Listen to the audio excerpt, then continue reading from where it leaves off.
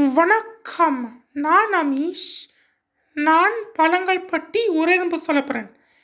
இந்த ஆப்பிள்ஸில் பனானாவில் பொட்டாசியம் இருக்குது.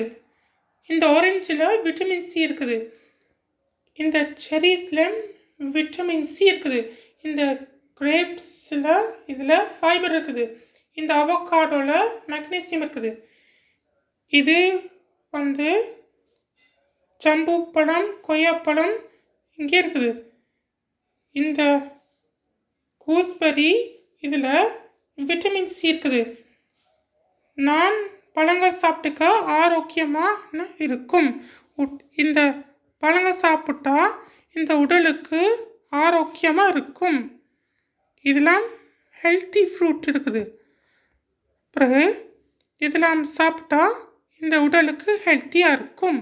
நன்றி, வணக்கம்.